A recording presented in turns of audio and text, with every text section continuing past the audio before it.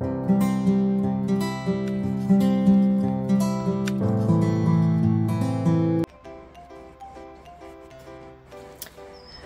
there. This is going to be our little section on polymer clay. We're going to create a simple yet stunning beaded necklace. This project is perfect for beginners and seasoned crafters alike. So grab your stuff and get started. All right, I decided to do a mixed blend for my beads instead of multiple colors. So I've used turquoise alcohol ink from Let's Resin, and I use a little bit of gold leaf, or not gold leaf, turquoise leaf, I guess. So we will have variation in our beads. You'll need a toothpick or some kind of tool to put through the hole.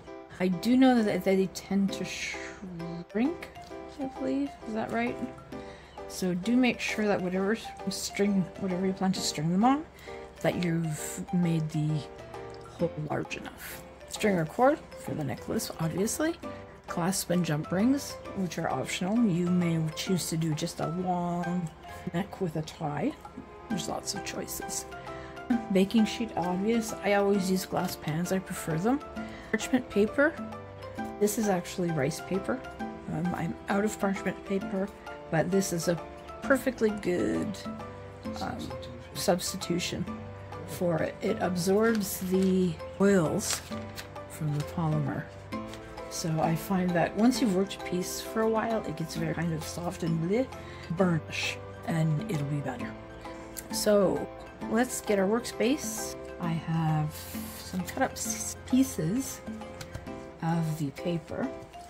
Now I normally work just on glass. I find paper slide around. So let's see. Excuse me, I've picked my clay. I'll be right there. Okay. My clay has already been conditioned. It worked it because I put the ink and the leaf in it. Now, rolling your beads. There's a few ways to do them.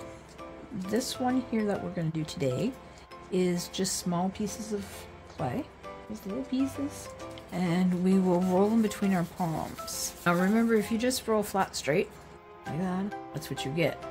Remember, if you do this, you get that, which you can also use for bead if you so chose. There you go. All right, so what do I want to do? Let's go with, this is going to be my centerpiece. My beads. Shorten it down a little bit though, because it's kind of tall. So twisting at the same time, that's just to get a little bit more action in the look of the beaded project. Okay, now I have to, here we go, my glasses, because I have to check. I have a piece of something that is really hard to keep things clean. So I'm going to put this to a point where, there, right? Take this off, like that. We are going to go with toothpicks for consistency. I'm going to lay a hole through, making sure that I have enough clay to support the weight of the bead. Now once you put your toothpick in, I always like to take them out and put them backwards through the second hole. See that? And then we're just going to 1, 2, 3 wind. And then you do have the, excuse me, little additional pieces that came out. I would advise that you clean it up before it goes in the oven. It'd be really hard in such a small space to clean it up after. Now, like I said, the shrinkage thing is an issue. Right, so now for my consistency's sake is 1, 2, 3, maybe. So this is going to be the main center piece of my necklace. I haven't drawn it out. I'm just doing it from my brain right this very minute. I know, again. So now we've spun this one. What we'll do is we'll make one to match on either side, that to bring the spun piece back into it. And on this one, just a plain knife. Here we go. And I'm just going to cut. I'm eyeballing this, and I'm really good at eyeballing. No, it's wrong. It is. Getting this toothpick, making sure that we have enough clay to hold the weight of the bead on whatever string it is you're proposing that you're going to use. So, some plants go pear-shaped whether you want them to or not. So like if you had some particular string that you want to use through this, and then your bead holes are, now you could sand them through, or you could choose a different material.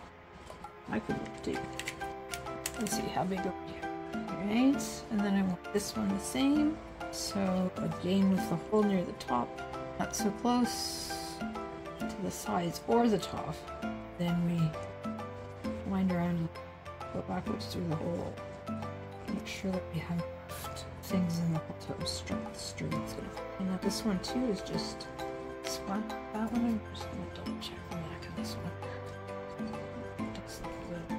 That's fine. Go there. Now, let's go this way. Okay, roll fairly even. And then I'm going to go here and take that out for the moment. Cut in half. So now, this one is going this way. What? Nice. They look a lot of fun. It'd be nice if those things sold. I think they sit in the workshops of these people. Really? Yeah. People who buy them are friends and family. That's who support them. It's not me very much. Is it really cool? No, they're cool. People just aren't going to spend money on it. I'd love to do more than a fairy house, but it's again something that won't sell. The only reason I'm working on the dragon's egg is because I already had the egg. That'd be actually a good one to see. So then we're going this one, this one, this one, this one, this one, and these two. But I remember to press play. I sure hope I did. And then with hopes that the holes don't shrink. This one here still needs a little love me tender, love me. As a teenager, I actually know somebody who dressed up like Elvis every Halloween. Who, Elvis? Yes, and boy did he look the part. He had the hair, he had the voice. The only thing he didn't have was quite the good looks. He wasn't a bad looking fellow, but he wasn't Elvis. What do you think? Yeah, that's pretty cool. Now, let's see. Oh, come on. Be like this. Pulling the beads, piercing the beads, baking the beads. Okay, so we're up to baking. So, I actually have another pan, and I'm going to fit these in amongst those pieces. It's going to be one to make. I used the new white push sets I got for... I did a bunch of the flower presses to see what they looked like. Right. And I do plan to finish a few of my bigger sized canvases at some point in life. So I figure anything that's, not going to get used in a project that can go out the door. Alright, so I'll show you first. I got a little bit of everything. So I had 2 of my sea blues left I had to cook. This was leftover clay. A little bit I had hanging about. Cannibals. That's it, cannibals. Piece of cannibal. Alright, this red and black one here is from the video. So I'll throw that back to that too. And these are all presses that I got. They're actually for fondant. I'm not going to pretend they're not. It's a big money saver. I have tons of options. I had some butterflies, lots of flowers. There were stars, hearts, just tons. Every flower you can think of is in there. Butterfly.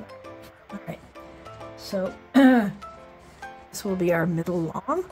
View over.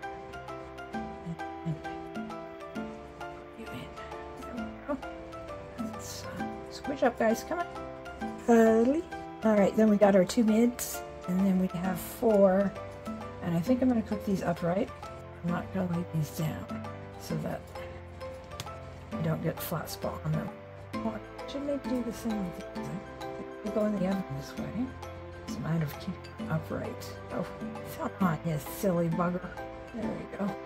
And so I'm popping off to the oven, bake my beads, and my little extra stuff. But I will come back and we will decide on how we're going to string those things. I'll see you in a bit.